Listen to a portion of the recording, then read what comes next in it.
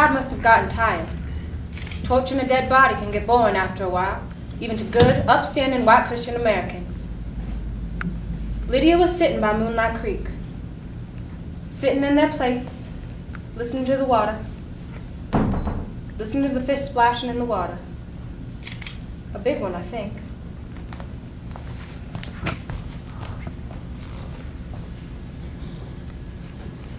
And these big branches always get in the way.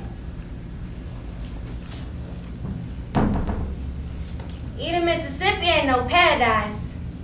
It's just another place that can turn into hell when people think they right and you wrong. I don't live too far outside of Eden, Mississippi, near Little Creek. One day when I was 10 years old, I was walking alongside the creek, dipping my feet in this cool waters. I saw the moon peeking through the trees, and it lit this place over by the creek, and it's what you call dreamlight. What I like to call dreamlight. It's the kind of light that looks like it's bone of the thing it lights. I put my hand in the dreamlight, and it was strong, powerful. So I stepped into the dreamlight, and I felt strong and mighty. Like this place was a part of me. Like this was my place, and it would always be a part of me, and I would always be a part of it. All of a sudden, I felt like I was in two places at once. I saw my broken stitch over there by the tree. Now, my grandma told me that in the spirit world, you ain't male or female. So when you born into this world, you born a man you and a woman you. This here was my man me. He looked at me with kind eyes and a gentle smile. This was the who that was meant for me.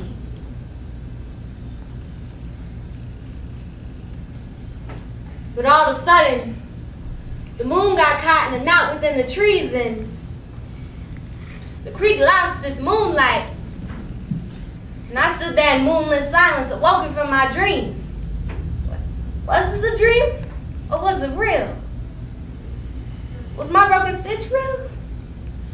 It was too good to be true. On the side of that creek, I found my spot, my paradise, my broken stitch. I came back the next night, but there was nothing. So I came back night after night, and still, there was nothing. I almost gave up.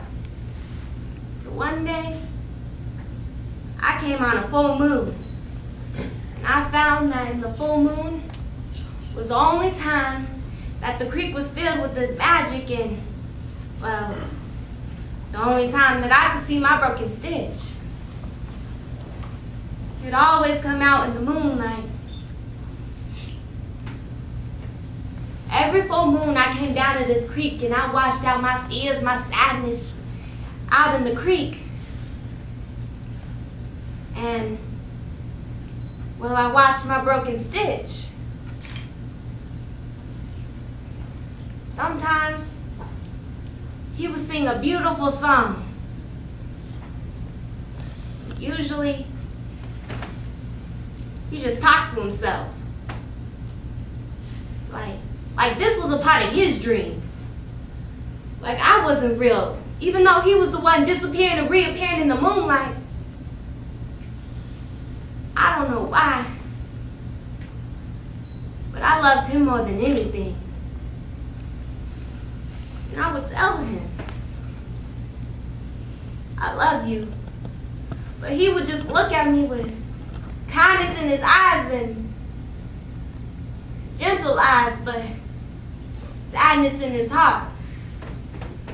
And I could hear him say under his breath, I love you too, Lydia. I love you. But then, he just vanished, like the end of a dream.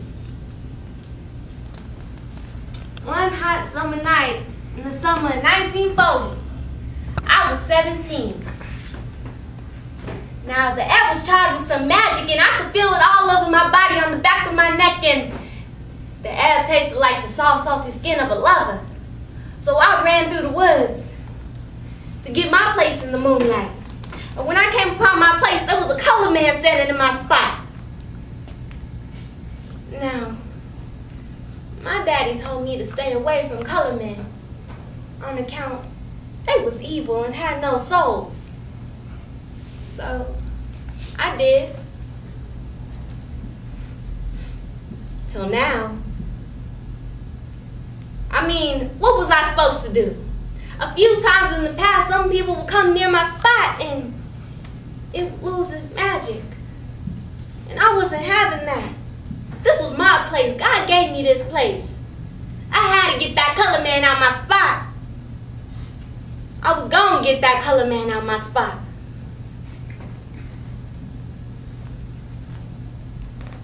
I ran up to him trying to get him out my spot. But he just looked at me with kind, gentle eyes. Wait.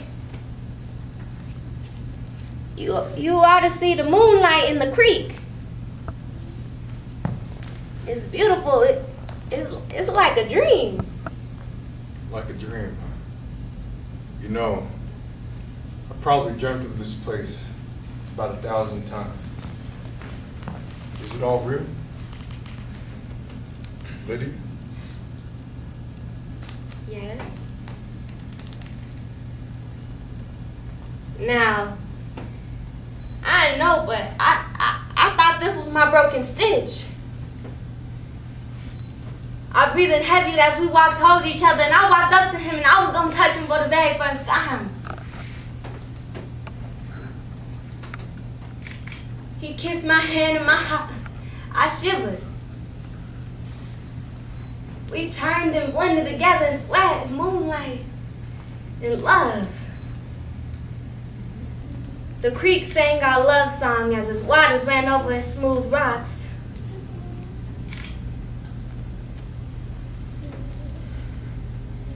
We laid in a bed of wildflowers, our sweet scents mingling with theirs. We fell asleep in each other's arms. And I knew this was the happiest moment of my life.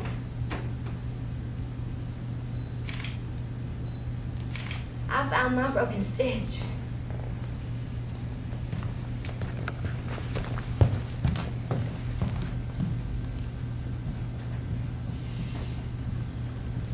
Next morning, I woke up in moonlight silence.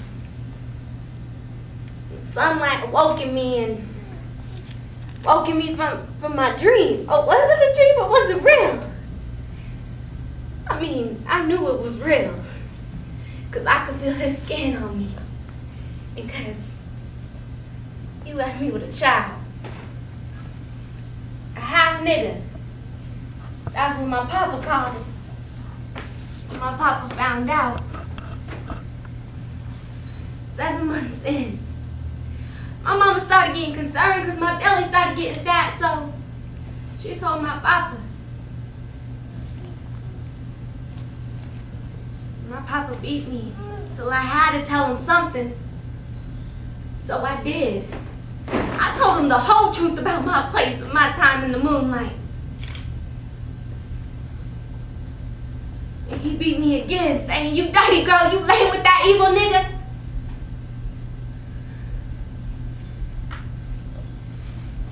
He told me that my grandma Rachel, was raised by an old Bayou rich and that stay away from niggas on count they was possessed by the devil and that I was possessed by the devil. I told my papa, and this was my baby. And he told me, he slapped me upside the head with a Bible and said that God's people was full of pride and they built a tower up to Babel and God didn't like that, so he intermixed the languages and we weren't supposed to speak to each other. And if he wanted us to intermix, we all would have been born the same color. And I told him, if we wasn't supposed to intermix, then why was we able to make a baby? My daddy was preacher.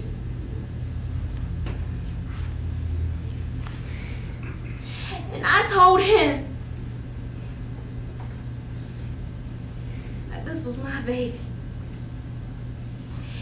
He mocked me, saying, separate you? God ain't stupid. If this was your other half, he would have been white or you would have been born a nigga, one of the two. I heard my daddy tell my mama under her breath, under his breath, that he wasn't gonna let my baby live. He didn't think I hurt him, but I did. But I couldn't let him know that he hurt me.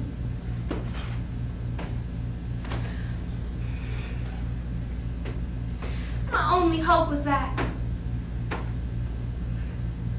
my broken stitch would come back and we would run away together.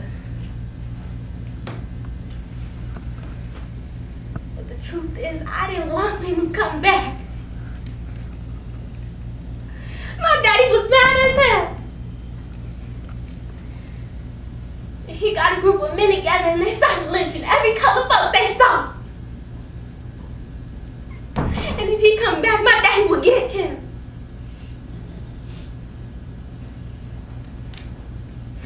I saw him every time in the moonlight.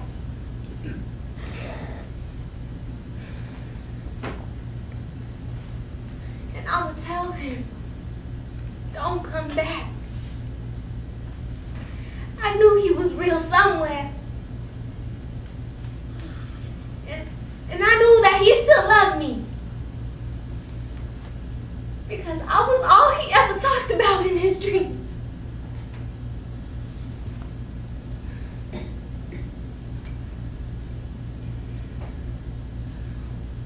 When it came time for me to have my baby, I ran off into the forest.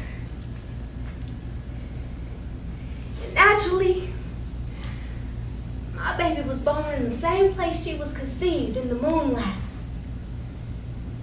And she was beautiful and brown like a papa.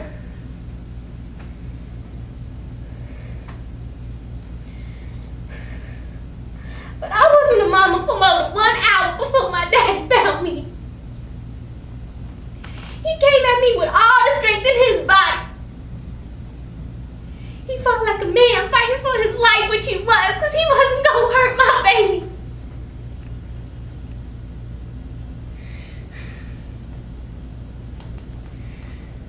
He kneed me in the stomach and I doubled over.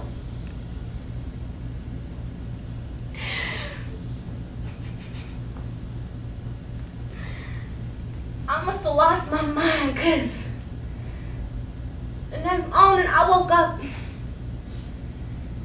to the sunlight and I wasn't a mama no more. My daddy killed my baby.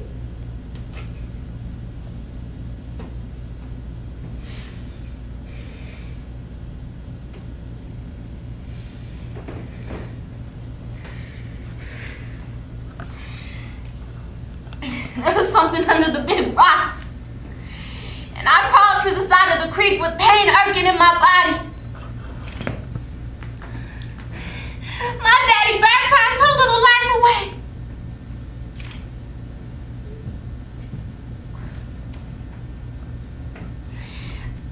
And I buried her here. In the same place she was conceived. In the same place she was born. In the same place she died.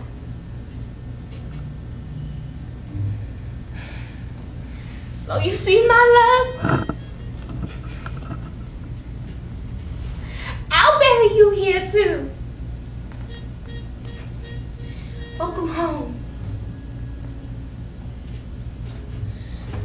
Her papa said that Lydia ran off into the woods, never to walk with the living again.